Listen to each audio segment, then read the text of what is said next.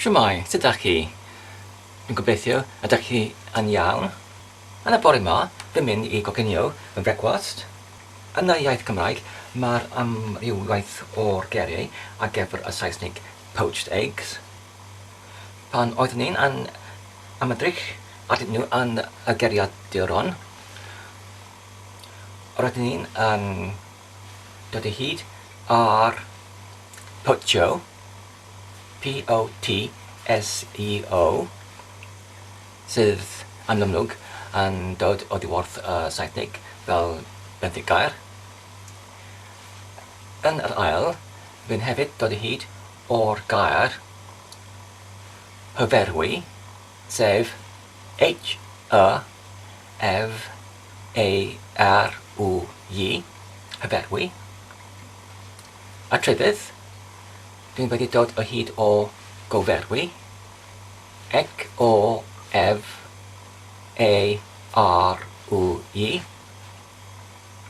Ac hefyd, yn yr olaf, dwi'n hefyd wedi dod o hyd o'r berwi heb ei blisg. Yn y rheini,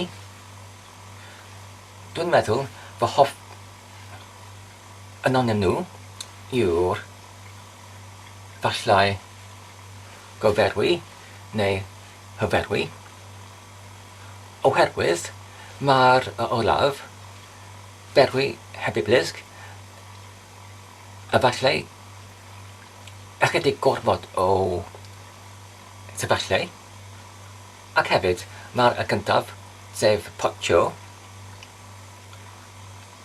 jyst yn rhy debyg i'r Saesnig, ac felly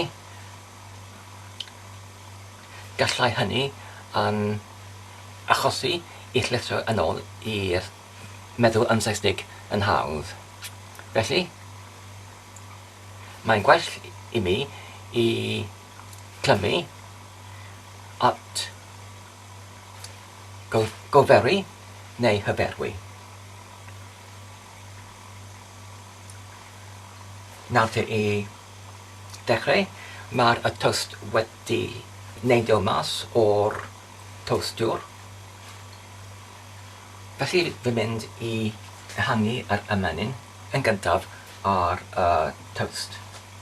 Pan oeddwn ni yn goginio wy gyferwi yn yr gorffennol, yr un bydd camgymeriad roeddwn ni yn wastad yn wneud oedd I gor-goginio yr wy, sef I berwi gomod yr wy, ac roedd hynny yn achosi yr wy I fod yn rhy caled. Felly, mae angen I mi nawr yn y tro hon I berwi yn lai. Felly, I ysgoi yr un camgymeriad, mae angen I mi I fod yn fwy gyfalus gyda'r beriwad y dŵr. I nid I caniatau y dŵr I berwi gormod. Ac wedi gwneud hynny, dwi'n just angen I dod o hyd o lledwad. Dwi'n defnyddio y lledwad oherwydd mae'n hynny yn galluogi fi I fod yn mwy gyfalus gyda'r beriwad o'r dŵr.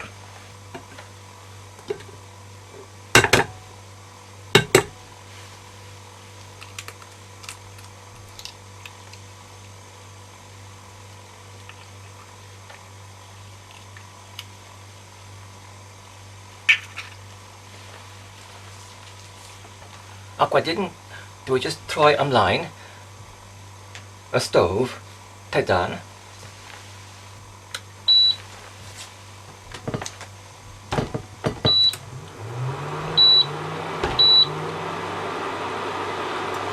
ac dwi'n jyst yn cadw o'r temperedd isylaf.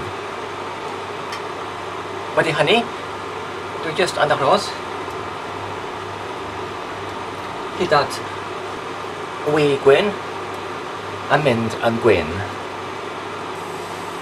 Nawr, o ddeutu 2 funud ar ei cynhesu ar tymerydd yr mwyaf isel.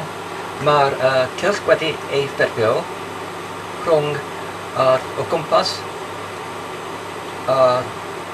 wy melyn, ond mae'r cylch yn allanol gyda'r mewnol i'r cwch andal dim eto wedi coginio.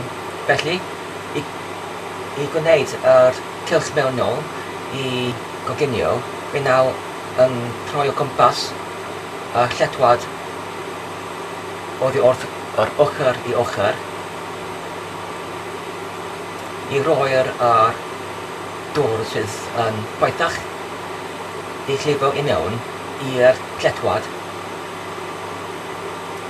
ond yn y holl amser i cadw yr wy i mewn yn y lletwad.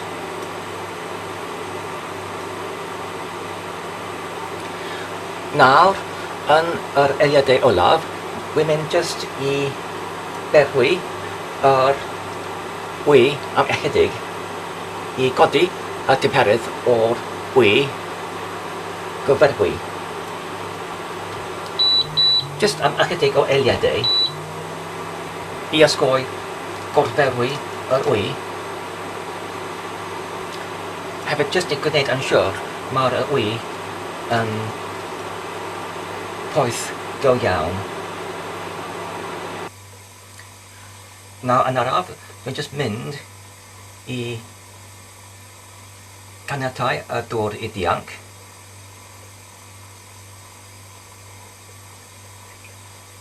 Ac wedyn, mae'r wy yn barod i gosod ar y plat.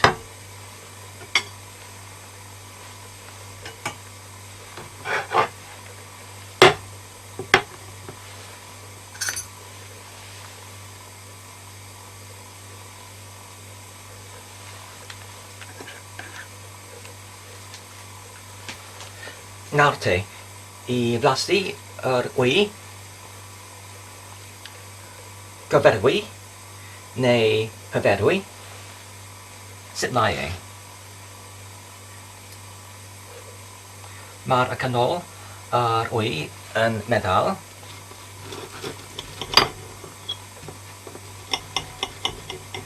ac mae hynny yn edrych yn hyfryd. Sut am y blas?